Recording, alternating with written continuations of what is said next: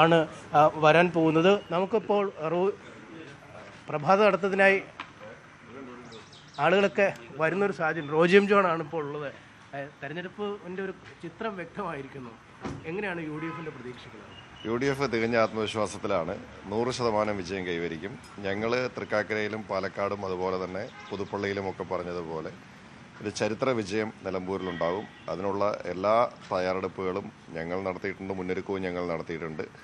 ഞങ്ങൾക്ക് നിലമ്പൂരിലെ ജനങ്ങളിൽ തികഞ്ഞ വിശ്വാസമുണ്ട്. കാരണം കഴിഞ്ഞ 9 വർഷമായി കേരളത്തിൽ അധികാരത്തിലിരിക്കുന്ന ഈ സർക്കാരിൻ്റെ പ്രവർത്തനങ്ങളെ, ഈ സർക്കാരിൻ്റെ കൊള്ളരുതായ്മകളെ നിലമ്പൂരിലെ ജനങ്ങൾ കൃത്യമായി വിലയിരുത്തൽ നടത്തും എന്നുള്ളത് തന്നെയാണ് ഞങ്ങളുടെ പ്രതീക്ഷ. ഒരു ആശയക്കുഴപ്പം തുടക്കത്തിലുണ്ടായി. ആദ്യത്തെ ഒരു 4-5 ദിവസം അൻവറിന് വേണ്ടി, അൻവറാണ് ഈ തെരഞ്ഞെടുപ്പിൻ്റെ ഒരു കാരണഭൂതൻ. പക്ഷേ അൻവറിന് വേണ്ടിയുള്ള കാത്തിരിപ്പ് വേണോ വേണ്ടയോ എന്നുള്ള തീരുമാനം, പാതിരാ ചർച്ചകളൊക്കെ ഒടുവിൽ നിങ്ങൾ. പക്ഷേ അവിടെ ഒരു ആശയക്കുഴപ്പം വന്നില്ലേ? LDF പറയുന്നതും ആശയക്കുഴപ്പവും കൺഫ്യൂഷനൊക്കെ നിങ്ങളുടെ ക്യാമ്പിലാണ് എന്ന് പറയുന്നത്. LDF ഞങ്ങളുടെ MLA ആയിരുന്നില്ലല്ലോ. അല്ല, അൻവർ ഞങ്ങളുടെ MLA ആയിരുന്നല്ലോ. അൻവർ LDFിൻ്റെ MLA ആയിരുന്നു. അദ്ദേഹം രാജിവെച്ചു. അപ്പോൾ നഷ്ടം LDFിൻ്റേതാണ്. പിന്നെ ഞങ്ങൾക്ക് ആശയക്കുഴപ്പമൊന്നും ഉണ്ടായിട്ടില്ല. ആശയക്കുഴപ്പം മാധ്യമങ്ങൾക്കാണ് ഉണ്ടായിട്ടുള്ളത്. ഞങ്ങൾ അൻവർ UDFിലേക്ക് വരുന്നുവെങ്കിൽ വരാൻ ഞങ്ങളതിനുള്ള അവസരം കൊടുത്തു, അല്ലെങ്കിൽ ഞങ്ങളതിനുള്ള സാഹചര്യം, ഞങ്ങൾ ചർച്ചകൾ നടത്തി എന്നുള്ളതാണ്. പക്ഷേ ഞങ്ങൾക്ക് കൃത്യമായി കോൺഗ്രസിൻ്റെ സ്ഥാനാർത്ഥി ആരായിരിക്കണം എന്നതിനെ സംബന്ധിച്ച് ഞങ്ങൾക്ക് കൃത്യമായിട്ടുള്ള ധാരണയുണ്ട്. അക്കാര്യത്തിലൊന്നും ഞങ്ങൾക്ക് യാതൊരു തരത്തിലുള്ള ആശയക്കുഴപ്പം ഉണ്ടായിരുന്നില്ല. അദ്ദേഹത്തിനാണ് ആശയക്കുഴപ്പം ഉണ്ടായിരുന്നത്. അതുകൊണ്ട് അദ്ദേഹം, ഞാൻ പറഞ്ഞല്ലോ, UDFിനെ പിന്തുണയ്ക്കാൻ തയ്യാറായിട്ടുള്ള ആര് വന്നാലും ഞങ്ങളത് സ്വീകരിക്കാൻ തയ്യാറായിരുന്നു. അപ്പോൾ ഞങ്ങൾക്ക് അതിനെ സംബന്ധിച്ച് മറ്റ് ആശയക്കുഴപ്പങ്ങളൊന്നുമില്ല. ഞങ്ങൾ തെരഞ്ഞെടുപ്പ് രംഗത്ത് വളരെയേറെ മുന്നോട്ട് പോയി കഴിഞ്ഞിരിക്കുന്നു. ഞങ്ങൾ തെരഞ്ഞെടുപ്പ് പ്രഖ്യാപിച്ച് 24 മണിക്കൂറിനുള്ളിൽ തന്നെ ഞങ്ങൾ സ്ഥാനാർത്ഥിയെ പ്രഖ്യാപിക്കുകയാണ് ഉണ്ടായത്. അപ്പോൾ അതിന് ഞങ്ങൾക്ക് ഞങ്ങളുടേതായിട്ടുള്ള രീതിയുണ്ട്. കോൺഗ്രസിന് ഒരു പാർട്ടി എന്ന നിലയിൽ കോൺഗ്രസിൻ്റേതായിട്ടുള്ള രീതികളുണ്ട്. അത് ഞങ്ങൾ UDF എന്ന നിലയിൽ ഞങ്ങളുടെ ഘടകകക്ഷികളുമൊക്കെ ആയിട്ട് ഞങ്ങളത് കൃത്യമായി ഞങ്ങൾ ബന്ധപ്പെടുകയും ഒക്കെ ചെയ്തിട്ടുണ്ട്. അപ്പോൾ അതിൻ്റെയൊക്കെ അടിസ്ഥാനത്തിൽ ഞങ്ങൾ എല്ലാ ഘടകങ്ങളും പരിശോധിച്ചിട്ടാണ് ശ്രീ ആര്യാടൻ മുഹമ്മദിനെ ഞങ്ങൾ സ്ഥാനാർത്ഥിയായിട്ട് ആര്യാടൻ ഷൗക്കത്തിനെ ഞങ്ങൾ സ്ഥാനാർത്ഥിയായിട്ട് പ്രഖ്യാപിച്ചത്. അപ്പോൾ അതുകൊണ്ട് ആ കാര്യത്തിൽ ഞങ്ങൾക്ക് മറ്റ് ആശയക്കുഴപ്പങ്ങളൊന്നും ഉണ്ടായിരുന്നില്ല. ഈ ഭരണവിരുദ്ധ വികാരമുണ്ട് എന്നാണ് പ്രതിപക്ഷം പറയുന്നത്. പക്ഷേ അങ്ങനെ ഒരു ഭരണവിരുദ്ധ വികാരമുണ്ടെങ്കിൽ പൂർണ്ണമായും UDFിന് കിട്ടേണ്ട വോട്ടുകൾ ഈ അൻവറിലേക്ക് പോകുന്നൊരു ഘടകമില്ലേ? ഈ സർക്കാരിനെതിരായി വിധി എഴുതണമെന്ന് ആഗ്രഹിക്കുന്ന, അല്ലെങ്കിൽ ഈ സർക്കാരിൻ്റെ കഴിഞ്ഞ 9 വർഷത്തെ പ്രവർത്തനങ്ങളെ വിലയിരുത്തി ഈ സർക്കാരിനൊരു തിരിച്ചടി കൊടുക്കണമെന്ന് ആഗ്രഹിക്കുന്ന ഭരണവിരുദ്ധ വികാരമുള്ള മുഴുവൻ വോട്ടുകളും അത് UDFിലേക്ക് എത്തിച്ചേരും. അതിനുള്ള രാഷ്ട്രീയ ബോധം നിലമ്പൂരിലെ ജനങ്ങൾക്കുണ്ട് എന്ന് തികഞ്ഞ ആത്മവിശ്വാസം ഞങ്ങൾക്കുണ്ട്. ഈ കോൺഗ്രസിനുള്ളിൽ പടയെന്നാണ് ഈ LDF പറയുന്നത്. അതായത് ഈ KPCC പ്രസിഡന്റുമാർ 3 പേര്, 4 പേര് കൺവീനർമാർ, അങ്ങനെ എല്ലാ ഇതിലേക്കും ഇപ്പോഴും പഴയ പ്രസിഡന്റാണോ വലുത്, പുതിയ പ്രസിഡന്റ് എന്നൊക്കെ തർക്കം നടക്കുന്നു എന്നാണ് വിജയരാഘവൻ അടക്കമുള്ള ആളുകൾ പറയുന്നത്. വിജയരാഘവൻ അങ്ങനത്തെ കൺഫ്യൂഷനൊക്കെ ഉണ്ടാകുമായിരിക്കാം. കാരണം ഞങ്ങൾക്ക് അങ്ങനത്തെ കൺഫ്യൂഷനൊന്നുമില്ല. പിന്നെ വേറൊരു കാര്യമുണ്ട്. വിജയരാഘവനെ സംബന്ധിച്ചിടത്തോളം, CPMനെ സംബന്ധിച്ചിടത്തോളം, അവരുടെ പിണറായി വിജയനും അതുപോലെ തന്നെ കുടുംബവും പറയുന്നത് അനുസരിക്കുക എന്നുള്ളത് മാത്രമേ അവിടെയുള്ള ആളുകളെ സംബന്ധിച്ചിട്ട് ഒരു മാർഗമുള്ളൂ. അപ്പോൾ അതിനകത്ത് വേറെ ജനാധിപത്യ രീതികളൊന്നുമില്ല. കോൺഗ്രസ് ജനാധിപത്യ പാർട്ടിയാണ്. ഞങ്ങൾക്ക് എല്ലാവർക്കും അഭിപ്രായം പറയാനുള്ള അവകാശവും സ്വാതന്ത്ര്യവും ഒക്കെ ഉള്ളൊരു പാർട്ടിയാണ്. അതൊക്കെ ഞങ്ങൾ പറയും. വിജയരാഘവനെ സംബന്ധിച്ചിടത്തോളം, അല്ലെങ്കിൽ CPMൻ്റെ മറ്റ് നേതാക്കളെ, അണികളെ സംബന്ധിച്ചിടത്തോളം, പിണറായി വിജയനും കുടുംബവും പറയുന്നത് തമ്പ്രാന്ന് പറഞ്ഞിട്ട് അനുസരിക്കാമെന്ന് മാത്രമേ ഉള്ളൂ. ഞങ്ങൾക്ക് അങ്ങനത്തെ രീതിയില്ല. തീർച്ചയായും അതാണ് ഈ കാര്യങ്ങൾ തീരുമാനിക്കുക കോൺഗ്രസിൽ കൂട്ടമായാണ്. വലിയ വിജയം തന്നെ ഈ തെരഞ്ഞെടുപ്പിൽ ഉണ്ടാകുമെന്നാണ് റോജി എം ജോൺ പറയുന്നത്. അങ്ങനെ ഈ UDF ക്യാമ്പ് തികഞ്ഞ ആത്മവിശ്വാസത്തിലാണ്. ഈ ഭരണവിരുദ്ധ വികാരം കൊണ്ട് കിട്ടുന്ന വോട്ടുകൾ അത് പൂർണ്ണമായും അൻവറിലേക്കൊന്നും ചിതറിപ്പോകാതെ UDFിന് തന്നെ ലഭിക്കും, ആര്യാടൻ ഷൗക്കത്തിന് തന്നെ ലഭിക്കും എന്നാണ് റോജി എം ജോൺ പറയുന്നത്. സനീഷ് കുമാറാണ് ഈ സ്ക്രൂട്ടണിയുമായി ബന്ധപ്പെട്ട് വിവരങ്ങൾ നൽകിയത്. ഒപ്പം അനീഷിനോടൊപ്പം റോജി എം ജോൺ MLA കൂടി ഇപ്പോൾ ചേർന്നിരുന്നു. എന്തായാലും UDF ക്യാമ്പ് വലിയ ആത്മവിശ്വാസത്തിലാണ്. ഭരണവിരുദ്ധ വികാരമൊക്കെ വോട്ടായി മാറുമെന്നുള്ളതാണ് റോജി എം ജോൺ MLA ഇപ്പോൾ നമ്മളോട് പങ്കുവെച്ചത്. ഒരിക്കൽ കൂടി അനുമോദിലേക്ക് പോവുകയാണ്. അനുമോദ്, നിരവധി വിഷയങ്ങൾ നിലമ്പൂരിനെ സംബന്ധിച്ച് ചർച്ച ചെയ്യാനുണ്ട്. പക്ഷേ ഈ തെരഞ്ഞെടുപ്പിൽ, ഉപതെരഞ്ഞെടുപ്പിൽ ചർച്ചയാകുന്നത് മുഴുവൻ അൻവറിനെ ചുറ്റിപ്പറ്റിയുള്ള കാര്യങ്ങൾ മാത്രമാണ് എന്നുള്ളത് നമുക്കറിയാം. അതിനപ്പുറം സാധാരണക്കാരായ ജനങ്ങളുടെ ഒരുപാട് പ്രശ്നങ്ങളുണ്ട്. അതൊക്കെ ഈ പ്രചാരണ ഘട്ടത്തിൽ ചർച്ചയാകുന്നുണ്ടോ? അവിടെ ചർച്ചയാക്കാൻ മുന്നണികൾക്ക് സാധിക്കുന്നുണ്ടോ? ഇപ്പോൾ UDFിനെ സംബന്ധിച്ച് ഭരണവിരുദ്ധ വികാരം വോട്ടാകുമെന്ന് പ്രതീക്ഷിക്കുമ്പോഴും അതിനെ മുൻനിർത്തി പ്രചാരണം നയിക്കാൻ അവർക്ക് സാധിക്കുന്നുണ്ടോ? LDFിനെ സംബന്ധിച്ച് വികസന നേട്ടങ്ങൾ എണ്ണി പറഞ്ഞുള്ള പ്രചാരണത്തിന് സമയം കണ്ടെത്താൻ കഴിയുന്നുണ്ടോ? എങ്ങനെയാണ് പ്രചാരണ മുന്നണികളുടെ ഭാഗത്ത് നിന്ന് കൊഴുക്കുന്നത്?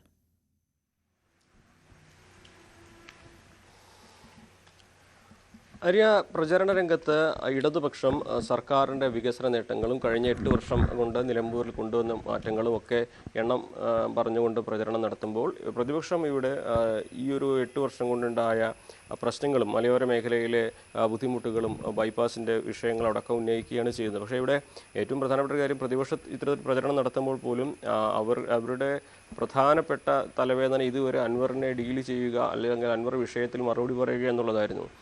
ഇനിയിപ്പോൾ അൻവർ മത്സരിക്കാൻ ഇറങ്ങി കച്ചകെട്ടി ഇറങ്ങി സ്ഥാനാർത്ഥിത്വത്തിന് തയ്യാറായി നോമിനേഷൻ കൊടുത്തതോടെ ഇനിയിപ്പോൾ ആ പ്രചരണത്തിൻ്റെ രംഗം ഇത്തരത്തിൽ വികസന രാഷ്ട്രീയം മാത്രമായിരിക്കില്ല എന്ന് ഉറപ്പാണ്. അൻവർ ഉയർത്തുന്ന ആരോപണങ്ങൾക്ക് മറുപടി പറഞ്ഞു തന്നെ പോകേണ്ടി വരും. രാഷ്ട്രീയ പോരാട്ടമാണ് എന്നൊക്കെ പറയുമ്പോൾ പോലും കൃത്യമായ മറുപടികൾ പല ചോദ്യങ്ങൾക്കും നൽകേണ്ടതായിട്ട് വരും. അതല്ലെങ്കിൽ ചോദ്യങ്ങൾക്ക് ഉത്തരം നൽകിയില്ലെങ്കിൽ പോലും അത് മറ്റൊരു വിവാദത്തിന് തിരികൊളുത്തും. അപ്പോൾ വികസനവും സർക്കാരിൻ്റെ തുടർഭരണത്തിൻ്റെ നേട്ടങ്ങളുമൊക്കെ ഇടതുപക്ഷം പ്രചരിപ്പിക്കാനും അതുപോലെ തന്നെ മലയോര മേഖലയിലെ ജനങ്ങൾ നേരിടുന്ന വിഷയങ്ങളടക്കം നിലമ്പൂരിൻ്റെ പിന്നോക്കാവസ്ഥയെക്കുറിച്ച് UDF-ഉം വലിയ തോതിൽ തന്നെ പ്രചരണം നടത്തുമ്പോൾ അൻവർ ഉന്നയിക്കുന്ന ചോദ്യങ്ങൾക്കുള്ള മറുപടി അത് രാഷ്ട്രീയമായിട്ട് ഇടതുപക്ഷവും വലതുപക്ഷവും നൽകേണ്ടി വരുന്നു എന്നുള്ളതൊരു വസ്തുതയാണ്.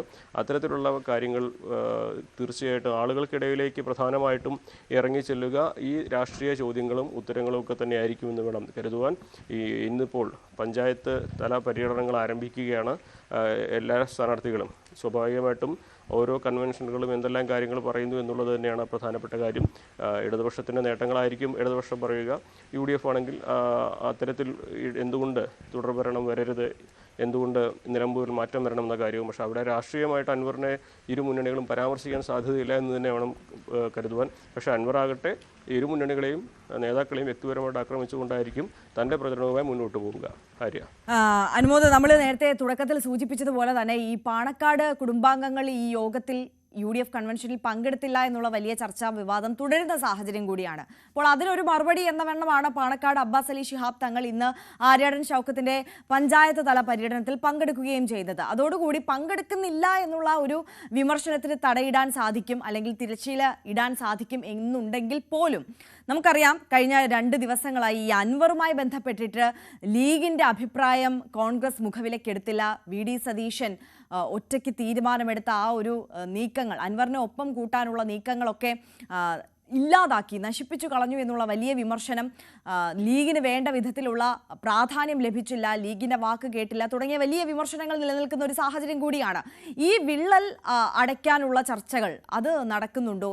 ഇപ്പോൾ എങ്ങനെയാണ് ലീഗും കോൺഗ്രസും തമ്മിലുള്ള ഈ തെരഞ്ഞെടുപ്പുമായി ബന്ധപ്പെട്ടിട്ടുള്ള ഒരു സമവാക്യങ്ങൾ അത് ഒന്ന് അകന്നു തുടങ്ങുന്നു, അല്ലെങ്കിൽ ഒരു പ്രശ്നമുണ്ട്, ഇരുവരും തമ്മിലൊരു പ്രശ്നമുണ്ട് എന്നുള്ള ഒരു സ്ഥിതി നിലനിൽക്കുന്ന സാഹചര്യത്തിൽ അവിടെ ഒരു അനുനയ നീക്കം നടക്കുന്നുണ്ടോ? എങ്ങനെയാണ് അതുമായി ബന്ധപ്പെട്ടിട്ടുള്ള സാഹചര്യം? അൻവറിനെതിരെ ലീഗ് നേതാക്കൾ സംസാരിക്കാനുള്ള ഒരു സാഹചര്യം കൂടിയുണ്ടോ?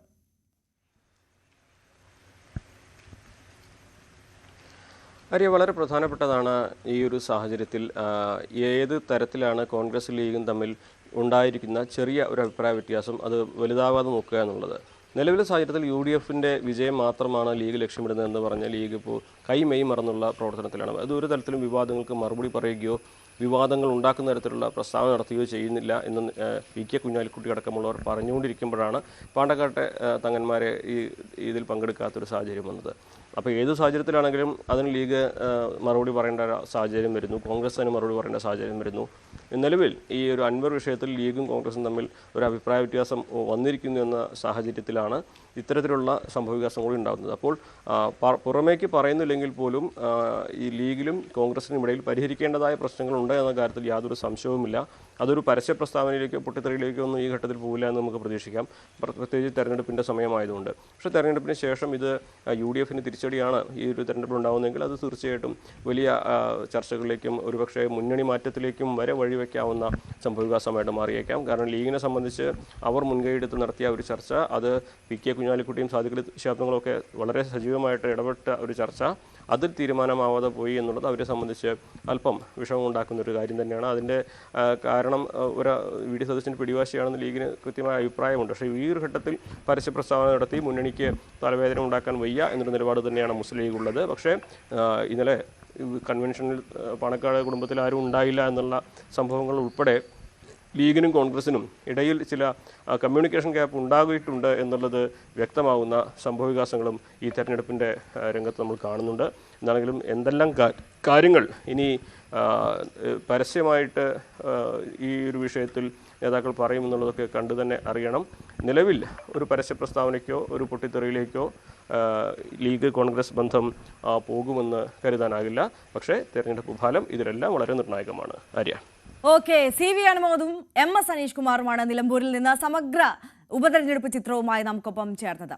സർക്കാർ വിരുദ്ധ പ്രചാരണം നിറഞ്ഞു നിൽക്കേണ്ട തെരഞ്ഞെടുപ്പ് വേദികളിൽ അൻവർ വിഷയം മാത്രം ചർച്ച ചെയ്യപ്പെടുന്നതിൽ പ്രതിപക്ഷ ചേരിയിൽ അതൃപ്തി പുകയുകയാണ്.